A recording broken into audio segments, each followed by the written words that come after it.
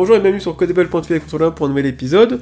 Aujourd'hui on va s'intéresser à la carte d'identité numérique que vient de mettre en place Macron, et on va découvrir que tout n'a pas disparu de Vichy, non, puisque la carte d'identité que nous connaissons est un rescapé de Vichy qu'il a mis en place pour espionner sa population. C'est exactement ce que veut faire Macron en ligne avec sa carte d'identité numérique, afin qu'on soit tous fichés. Il n'est pas le seul dans cette mouvance, puisque des personnes aussi bien à Bruxelles, à l'Elysée ou même à Davos souhaitent tout connaître de notre vie, et on verra ça en détail. Parmi les nombreuses lubies de notre président, il y en a une très préoccupante, c'est sa volonté de traquer ses citoyens, car selon lui, je cite, « Dans une société démocratique, il ne devrait pas avoir d'anonymat ». Fin de la citation. La crise du Covid lui a donné de nombreux prétextes à cette fin. En effet, d'un côté, le citoyen voyait tous ses résultats de santé conservés et centralisés par l'État pour son bien dans le Health Data Hub, ce qui est également le bien pour le gouvernement américain, puisque l'hébergeur fut Microsoft, ce qui est le bien également pour les pirates qui y trouvèrent un moyen simple de récupérer d'un seul coup les résultats de 1,4 million de Français. Le summum à ce traçage fut bien évidemment l'instauration d'un pass vaccinal, une véritable note sociale à la chinoise, où le nombre de doses définit le barème d'un bon citoyen. Cet outil avait toutes les caractéristiques techniques pour se transformer en outil de surveillance, avec seulement quelques lignes de code en plus, comme je l'ai déjà expliqué dans un podcast précédent. Pendant que la vie du citoyen devient de plus en plus transparente et traçable que jamais, le gouvernement et Big Pharma se sont tapis dans le secret et l'opacité le plus total. Les résultats de Pfizer prouvant l'efficacité du vaccin sont classés secrets. Macron a quant à lui changé ses conseils de ministres en conseils de défense afin que toutes les décisions prises durant le Covid soient protégées par le secret défense pendant 50 ans.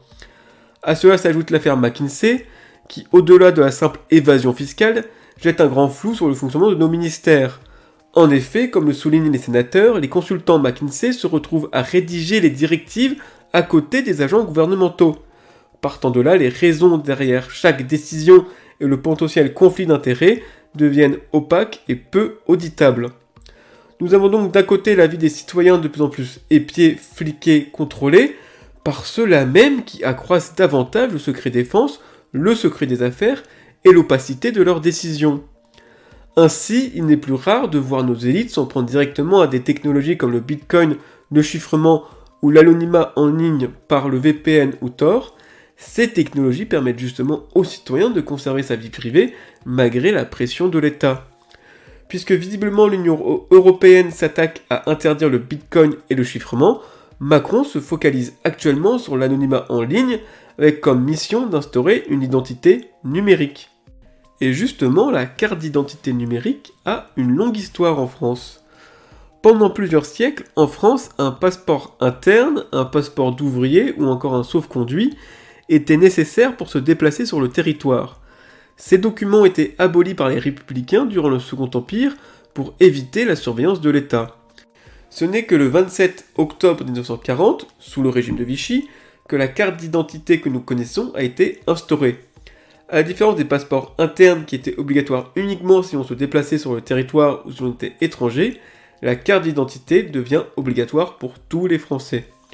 Le but était bien sûr de surveiller les Français dans leur vie et dans leurs déplacements, ainsi une mention juif était apposée sur la carte pour aider le gouvernement dans sa tâche. Ensuite, comme toujours, cette mesure provisoire, exceptionnelle et ciblée se pérennisa et se généralisa. Cette envie de la part de nos dirigeants de traquer sa population est donc à l'origine de la carte d'identité.